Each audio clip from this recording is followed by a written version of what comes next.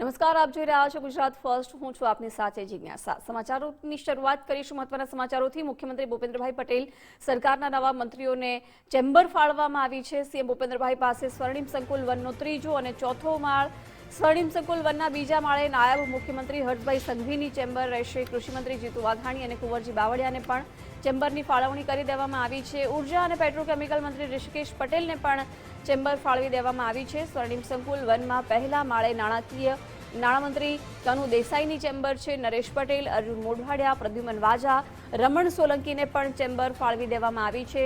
સ્વર્ણિમ સંકુલ 2 માં પણ રાજ્યકક્ષાના મંત્રીઓને ચેમ્બર ફાળવવામાં આવી છે।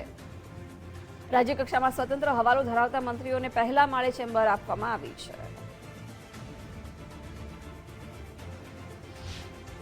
નવનિયુક્ત મંત્રીઓને સ્વર્ણિમ સંકુલ 1 અને સ્વર્ણિમ સંકુલ 2 મંત્રી કાર્યાલયની અંદર તેમની ચેમ્બરો જે છે તેની ફાળવણી કરી દેવામાં આવી છે।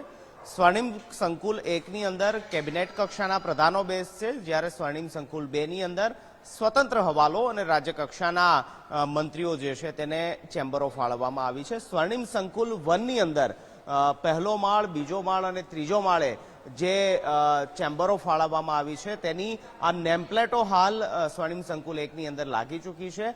આપ જોશો તો ત્રીજો માળ જ્યાં મુખ્યમંત્રી બેસતા હતા તે યથાવત છે। મુખ્યમંત્રી ભૂપેન્દ્ર પટેલ અને મંત્રીશ્રીનું કાર્યાલય એ ત્રીજા માળે બેસશે।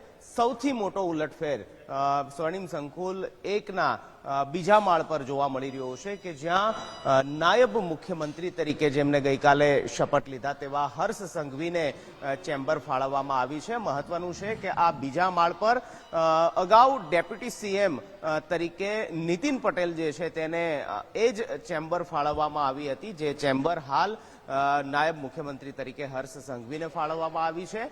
સ્વર્ણિમ સંકુલના બીજા માળે હર્ષ સંઘવી ઉપરાંત ઋષિકેશ પટેલ, કુંવરજી બાવળિયા અને જીતુ વાઘાણીને ઓફિસની ફાળવણી જે છે તે કરવામાં આવી છે। બીજા માળથી આપ હવે પહેલા માળ પર જશો તો ત્યાં પણ કેબિનેટ કક્ષાના 5 પ્રધાનો ને ઓફિસ જે છે તે ફાળવવામાં આવી છે, જેમાં કનુભાઈ દેસાઈ જે અગાઉના મંત્રીમંડળની અંદર કેબિનેટ મંત્રી હતા તેને ચેમ્બર ફાળવવામાં આવી છે। નરેશ પટેલને ચેમ્બર ફાળવવામાં આવી છે। અર્જુન મોઢવાડિયા કે જે કોંગ્રેસમાંથી ભાજપમાં આવ્યા બાદ લાંબો સમય સુધી તેઓ સાયલેન્ટ રહ્યા, એ આશા અપેક્ષાએ કે તેમને મંત્રીપદ મળશે અને આખરે તેમનું તપ ફળ્યું અને તેમને કેબિનેટ મંત્રી બનાવવામાં આવ્યા છે। ડોક્ટર પ્રદ્યુમન વાજા ને પણ સ્વર્ણિમ સંકુલ 1ના પહેલા માળ પર ઓફિસ ફાળવાઈ છે।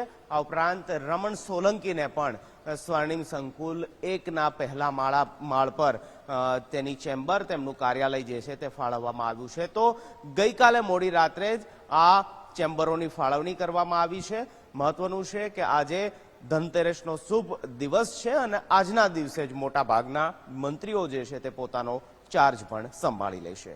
કેમેરામેન મનીષ દવે સાથે નિકુંજ જાની, ગુજરાત ફર્સ્ટ, ગાંધીનગર।